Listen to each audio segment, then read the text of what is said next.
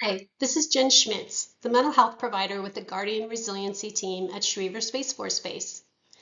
In this initial video, I would like to give you a bit of an overview regarding my approach to mental health and wellness.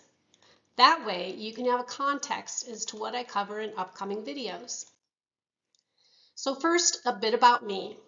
I have worked for the military for 25 years, mostly with the Army and mostly in mental health clinics. So I have been afforded the opportunity to meet with many different service members with many different issues. And I have very much enjoyed getting to meet so many different types of people and work with them to better understand why they do what they do and some ways that they can change it.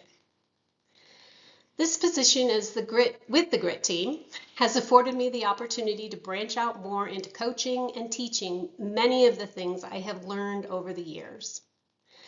However, I am still doing some therapy in the form of limited scope counseling in the RA, treating relationship issues, mild symptom management, work frustration, and basically kind of helping to triage anybody to get them to the best treatment environment that suits them. Usually this will be about 1 to 12 sessions. I also do full scope counseling, which would be very similar to what a mental health provider in the clinic does. And I do this up at the Schriever Mental Health Clinic.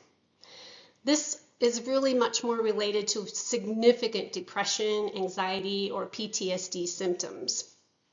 If there are significant safety concerns or long-term care is required, I will need to refer to the mental health clinic proper so they can manage the administrative aspects of those conditions.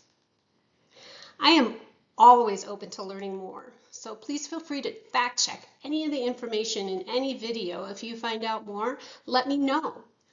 Therapy is a collaborative approach, and I value what people find out and contribute. When you think about mental health symptoms, what comes to mind? What do you notice in yourself? What comes to mind when you think about your friends, your family, or your spouse? Is it easier to think of other symptoms or your own? Symptoms can be very subjective. Really, it is up to the person experiencing it to decide if it is a problem. So, forewarned, I use a lot of analogies in my examples. It's just how my brain works. So here's the first one. Our nervous system and our bodies are a lot like a vehicle. Over time and miles, they get run down and they get twitchy. So I think symptoms are a lot like a check engine light. Symptoms are telling us that something needs attention in order to bring balance and harmony back to our bodies and minds. Symptoms at their core are trying to be helpful. They are just not all equally gifted in how they present the help. For instance, your body may be fatigued and need rest, so you take a day to relax and recoup. This is very helpful, especially if you're sick. However, what if the fatigue is not going away with rest? As a matter of fact, it is growing despite less and less activity. Then the symptom of fatigue is more problematic than it is helpful. So, how do you approach symptoms that have become more problematic than actually helpful? Well, I approach them with compassion and appreciation for what they are trying to do to be helpful, instead of yelling at them in my mind. I work to figure out what they are trying to do to be helpful, and then once I have an idea of how they are trying to help, I work toward finding other ways that job could be done. For instance, as I mentioned above, if you are becoming more and more fatigued by sitting on the couch trying to conserve energy, you may begin to think about other ways to generate more energy to feel less fatigue. I have found that the more you fight a symptom, the larger it will become. Take sleep, for instance. The more you get upset that you are not asleep, the more you fight with thoughts about sleep and you catastrophize how tired you will be the next day. Then you're all amped up, and then the more likely you are not to fall asleep. Or, for example, the more you want to give up chocolate to lose weight, the more likely you are to think of chocolate.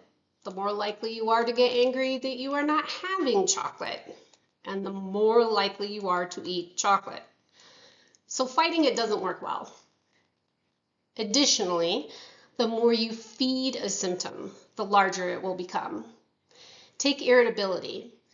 Usually, the more irritable you become, the worse you feel. And then the even more irritable you become.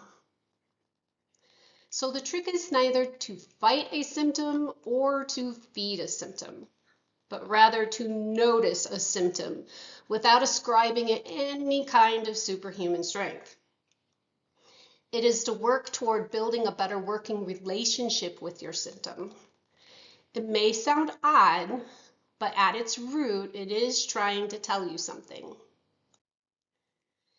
So the purpose of the video library is to develop extra life skills, to learn how to develop and work cooperatively with any particular symptom or difficult life situation.